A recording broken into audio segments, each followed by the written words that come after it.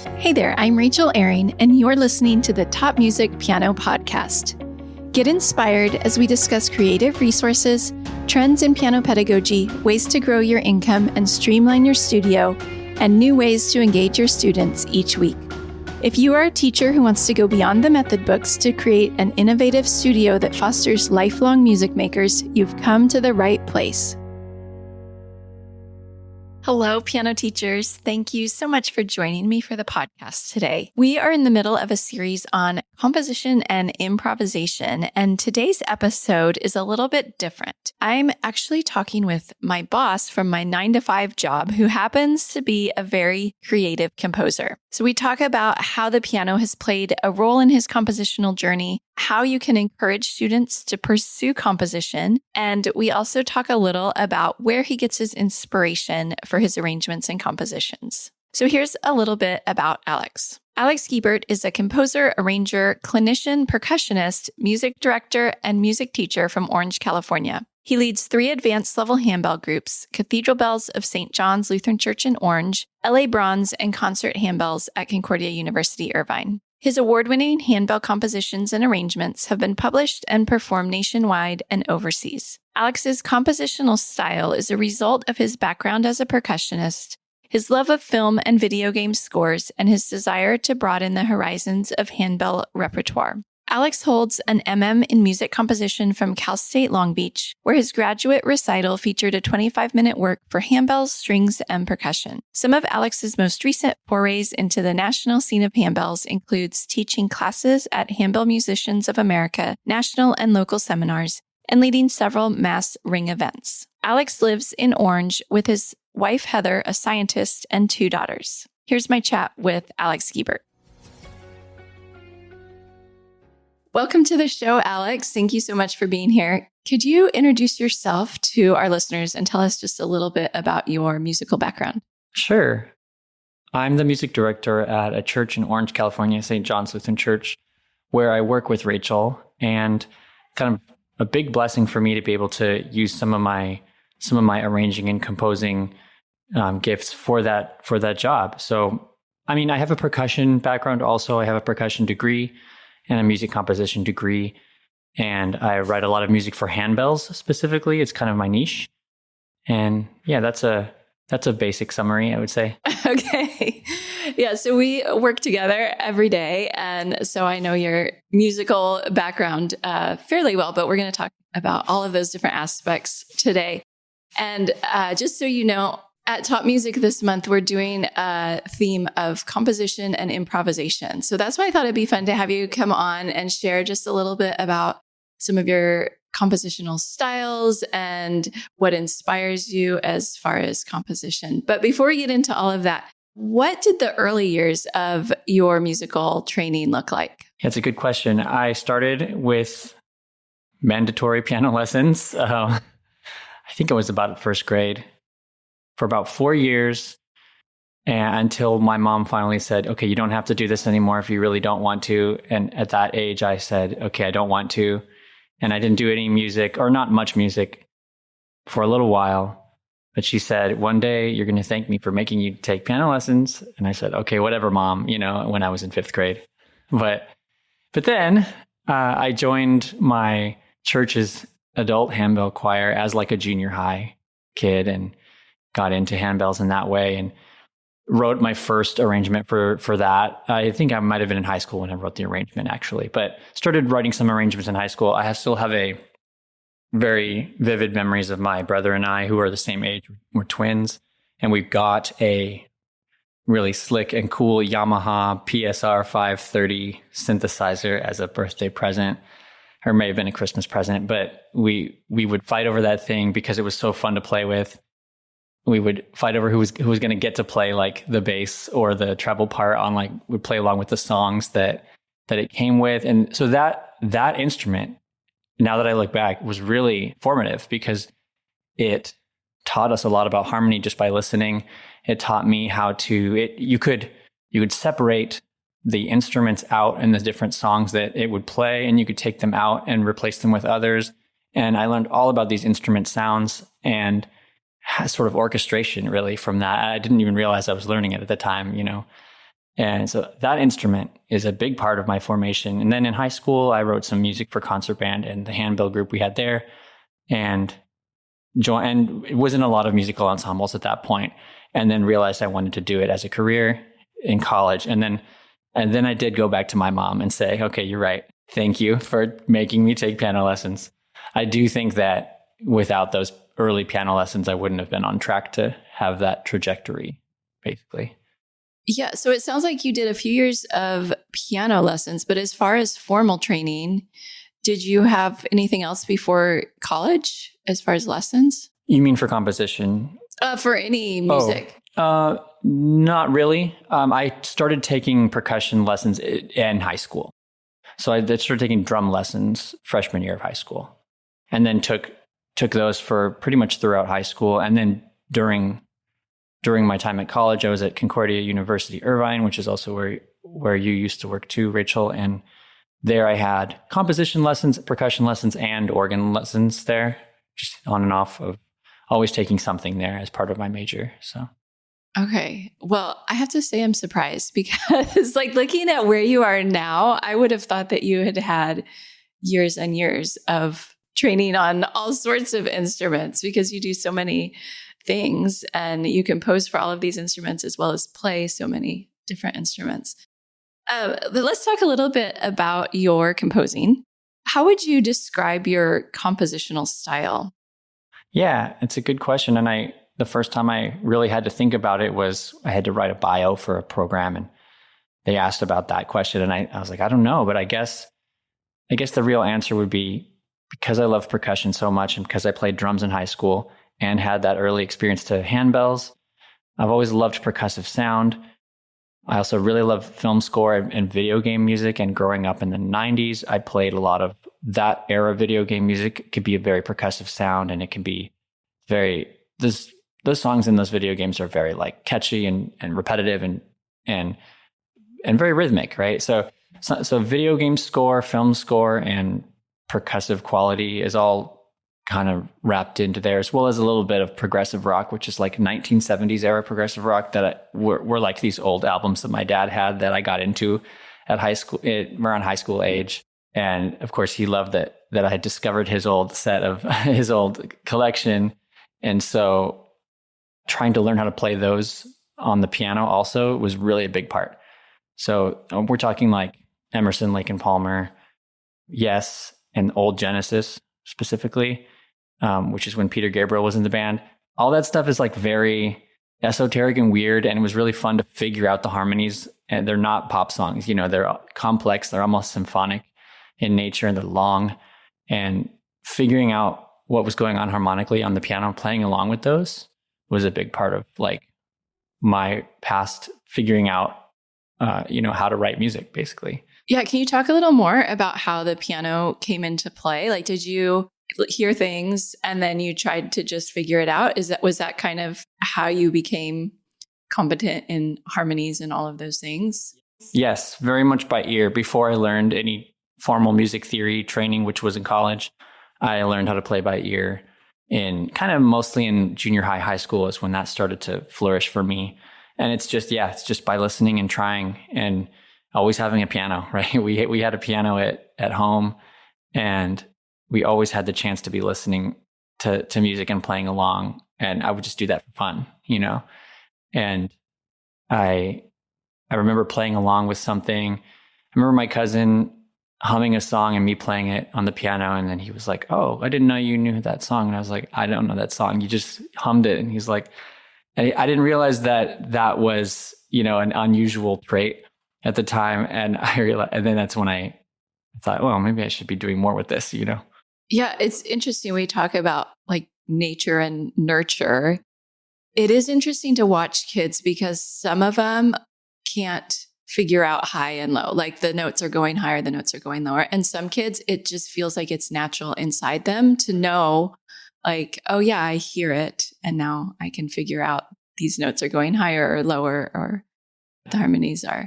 Yeah, I'm sure you've talked about this before, but I find it's kind of like a hard roadblock to get past when you're teaching kids. I don't have as much experience, but I have taught some piano lessons, beginner piano lessons and things like that. And I found it's tough to get them to understand that up down thing is actually like right and left on the piano, right? Yeah. Right is up on the piano, but on this sheet music, up is up. You know what I mean? Like It the notes is, go. yes. The graph is the wrong way on the sheet music.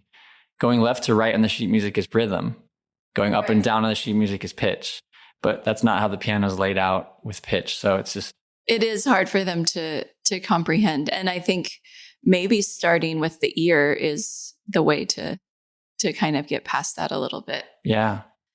But we're going off on a little tangent here. So do you still compose at the piano, even when you're composing for other instruments? Yeah, mostly.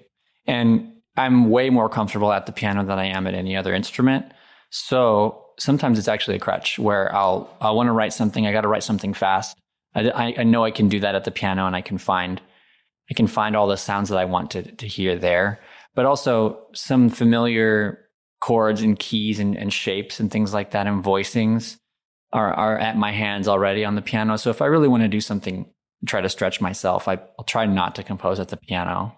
So I'll get out of that, the familiar chords and shapes. And can harmonies. you hear it in your head when you're not composing at the piano? Yeah. But it's also like, it takes longer, I think, usually.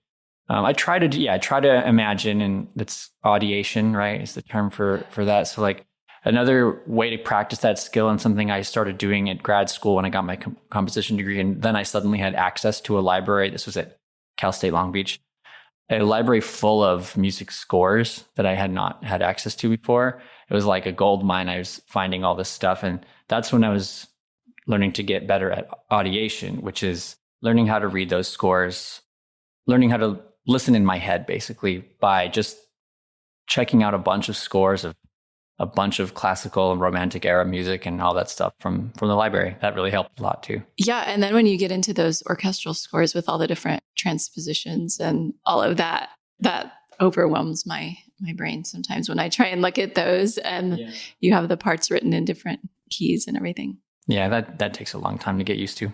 Yeah, for sure. So you mentioned working at the church here. I know that you do a lot of arrangements of sacred pieces, and I selfishly love working with you because I get to play fresh, new arrangements of these often old hymns or, maybe newer songs. But it's just a real privilege as a pianist to not be playing the same thing over and over. I get to play fresh new things. And sometimes you'll just whip out a little piano part for, a hymn for the service or whatever. So I really enjoy that. I would love to know where you get your ideas for some of these songs that have been around for years and years, and you have to make them fresh and new and not go too far, because you want them to be appealing to the congregation as well. How do you approach that? Yeah, it's a great question. And there's three answers, and they're melody, harmony, and rhythm related. Okay. So one is, if I'm writing a hymn arrangement and I want something to be fresh, I might just come up with a secondary, completely original tune, a melody that like works with it, right? And try to put them together as counterpoint. I think that's usually, if you do it well, it could be really successful. It sounds fresh, but it's just like a new take on the song, right? And then for harmony, it's just harmonizations. This is where like a jazz background can come in helpful too. And I don't have a very strong jazz background, but I did play in like jazz combo and have a little bit of that. And so learning how to harmonize tunes that but like trying out different harmonizations for, like, you could take a simple hymn where the harmonization is normally just maybe 3 or 4 different simple chords, like the tonic chord, the dominant, and just a couple others. But then you can take that hymn, and because it's so malleable with harmony, you could just try a lot of different kind of jazzier, weirder harmonizations and see what works. And usually I just try to go as crazy as I can and then rein it in later to be like, okay, this would be too weird to do in church, so let's go back a little bit, but keep some of the interesting stuff. And then for rhythm, you can't really change. If you're doing a congregational song and they're expected to sing, then I'm not going to change the rhythm, but I might do interesting things rhythmically as much as I can with the other parts, right? So trying to figure out all 3 of those together usually will come up with something fresh and exciting. Yeah, I think your percussion background definitely comes into play because a lot of your arrangements are very rhythmic.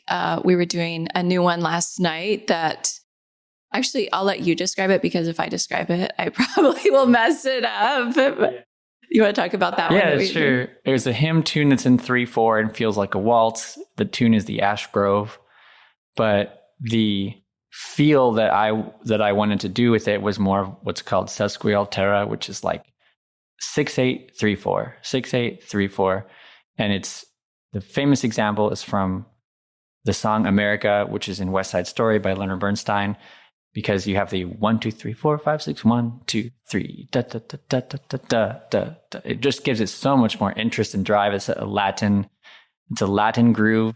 It sounds so much less square, and so it feels very dancey. And I just put that Ash Grove tune into that. It's actually an arrangement that I co-wrote with my friend Matt. But anyway, I love that rhythm, and also trying to do things in mixed meter is always really fun too. But that's a way of taking that tune and not having to alter the rhythm of the tune, but still giving the rhythm interest. Now you can also just like totally alter the rhythm of a tune, and then it can't be used for congregational singing, but it would be really interesting. You can kind of put almost anything in like 7/8, even though that seems weird. You can really just do it, like, what's a good example? Like Jesus Loves Me, you could just be like, dun dun dun dun dun dun dun dun dun dun dun dun, and or if it was even something in 3/4, you could still stretch the last one to make it 7/8. So like you can just play around with mixed meter. It's really fun to do that, and it's not always tasteful, but it's fun. So talk a little bit to piano teachers who maybe want to develop some of these compositional skills in their students. Do you have any advice for how to do that? Yeah, they should really try, and they have to try on their own to learn how to listen and play by ear, really. And that's really not probably a big part of most piano teachers' lesson plan, right? And there's so much of it there's so much of that that's missing, I think. And every, like you said, it's different for every student. Some can get it right away and some can't. And so I would say that you have to be able to like match pitch and be able to hum some things too. That's part of it. So some vocal training, very basic vocal training, should come into it. Being able to hear music in your head and play it. You kind of also need to be able to sing it, at least simply, or at least I do. Maybe that's not true, but that's just what works for me. So I think simple matching pitch and getting them to figure that stuff out, and then playing triads or something and trying to get them to hum triads and getting the sense of that. And then with simple keys like C, F, and G, maybe playing something simple without them watching, or playing a recording of something and seeing if they can figure out the first few notes by just messing around on the keys and seeing if they can hear it. And it just baby steps like that would get them started at playing by ear, I think. Yeah, I think that's great. I wish that I had learned to play by ear. As you know, it's not my gift, and I did not learn it in lessons. So I hope I can do better with my students about giving some of that to them. Let's talk a little bit about maybe a student who's a little farther down the road and is ready to do some simple compositions. I think that could take up a lot of time in traditional piano lessons. Do you have any advice for teachers of how to include some of these compositional activities without spending the whole lesson, trying to notate everything? Right. Yeah, I think there's two things I would say. One would just be, if there was something that you were already working on with the student, where, let's just use as an example, there's a right hand melody and left hand playing chords for something, then you could experiment with a couple of like alternate harmonies that you could use with the chords with the student and be like, actually, check it out. E flat works there if you play that. And they go, oh, so it doesn't have to be exactly like it is on the page, right? Then you say, okay, now I want you to try a different chord there on your own and see if it works and see what you think. And it's so much more subjective, right?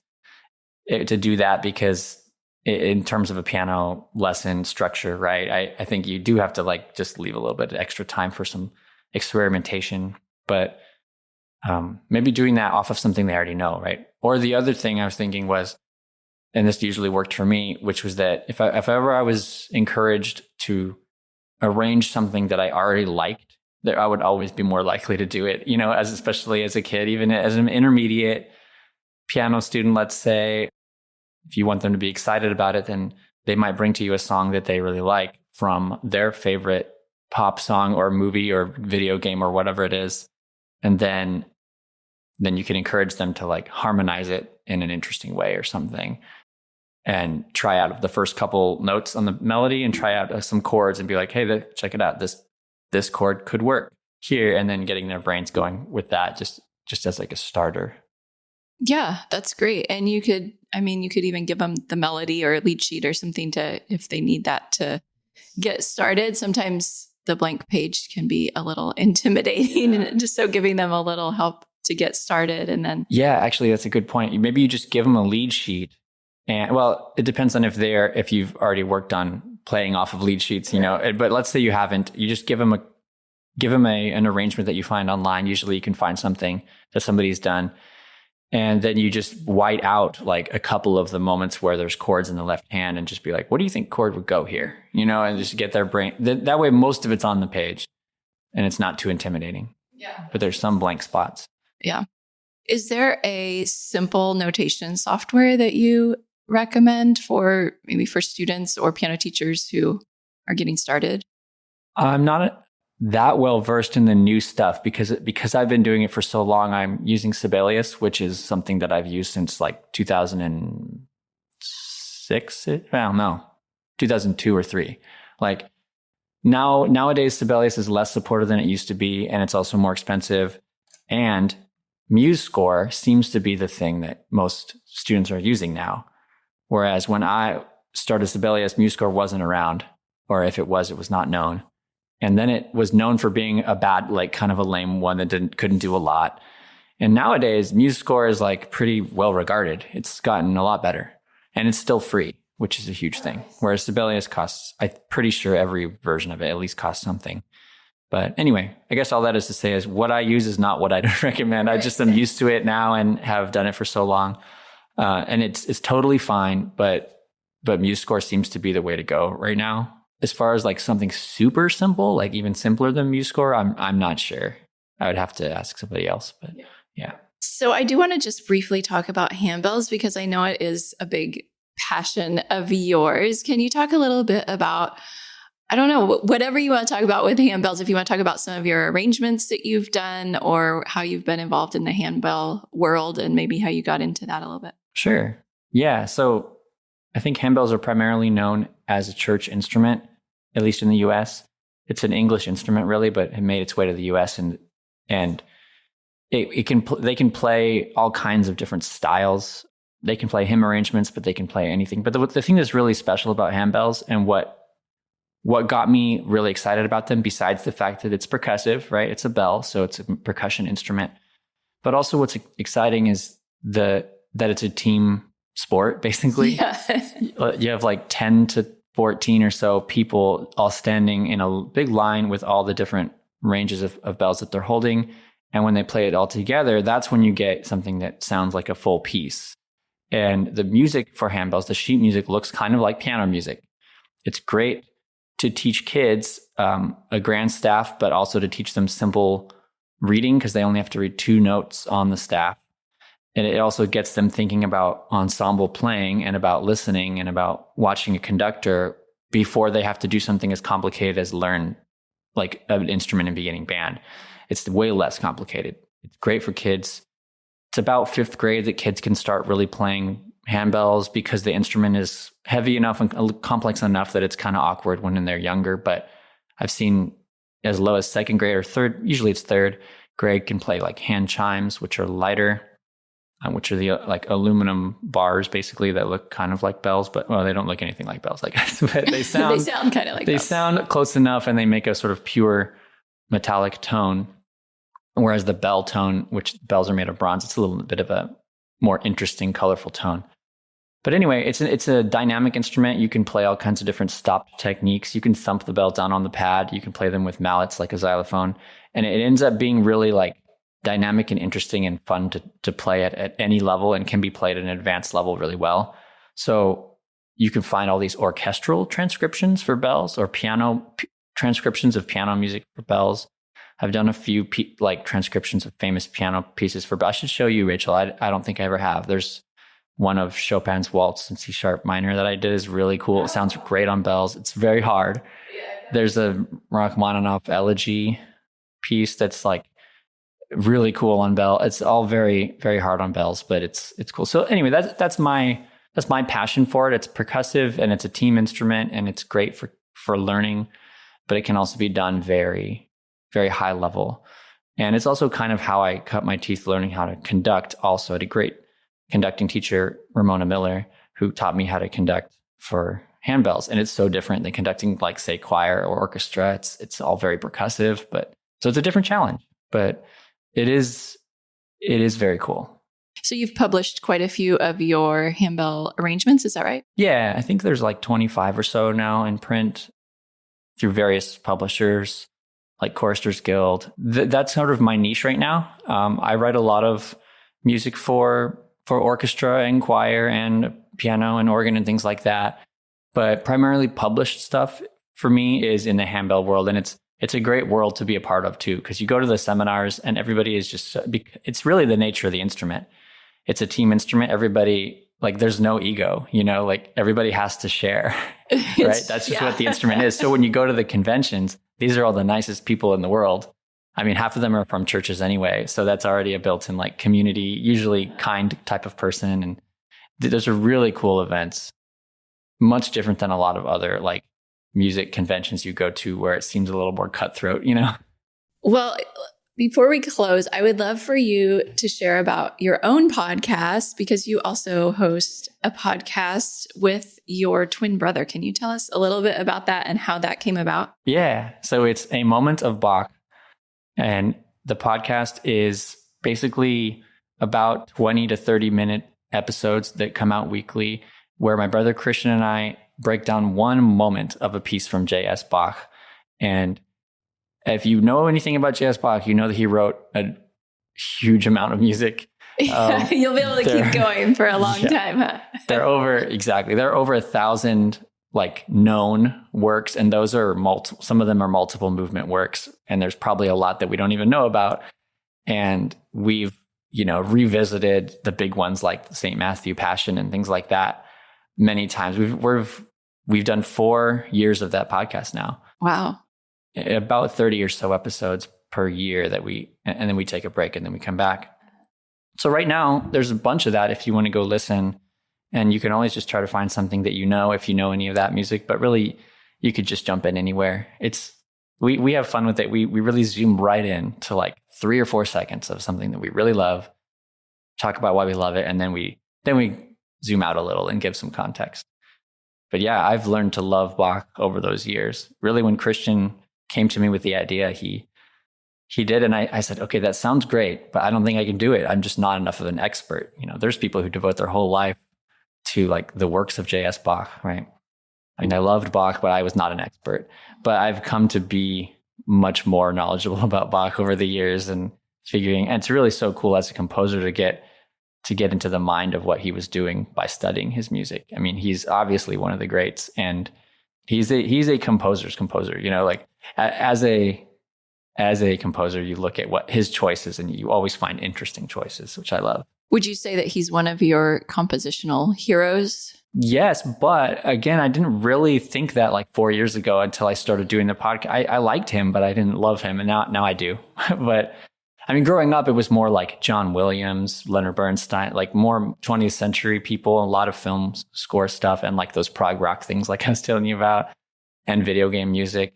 Nobuo Uematsu is a Japanese composer of video game music. So those guys were like my compositional role models. And then I studied more the Bach and his contemporaries later. Yeah. Great. Well, you mentioned where we can find your podcast. Is there anywhere else that listeners should go to maybe find some of your published works? Yeah. So if you go, the best thing for handbell music is to look up on Handbell World, which is basically like an aggregate website that sells like all the music from all the different publishers.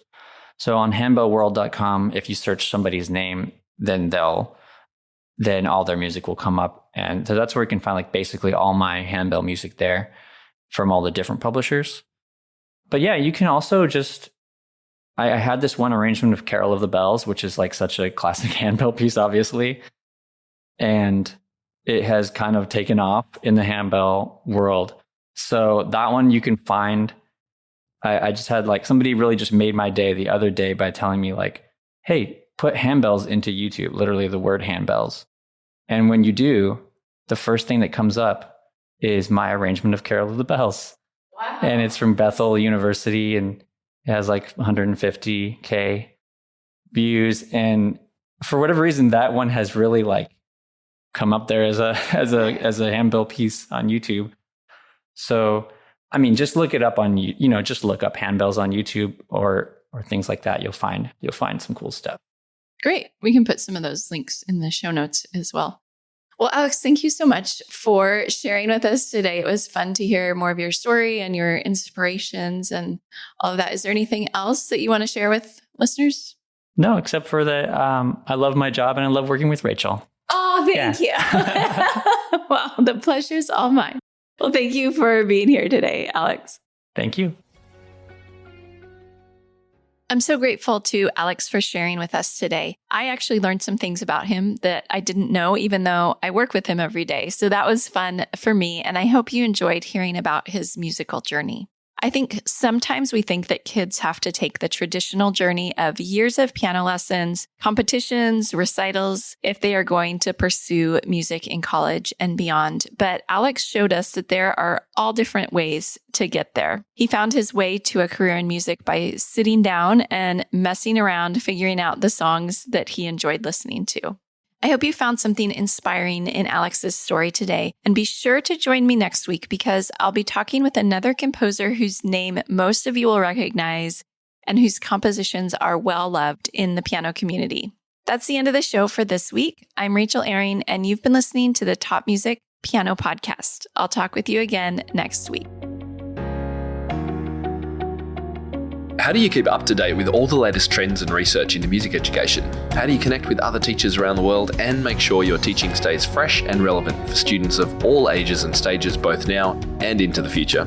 I created our Top Music Pro membership to be the one-stop shop for music teaching resources, training, support and community, and I'd love for you to come and join us inside. With over 40 comprehensive training courses, hundreds of teaching demonstrations and lesson plans, free monthly sheet music, discounts and all the business and pedagogy support you could ever need, Top Music Pro is the community you've been looking for. If you're ready to level up your learning from the podcast and join thousands of other teachers in our global network, head over to topmusicpro.com today.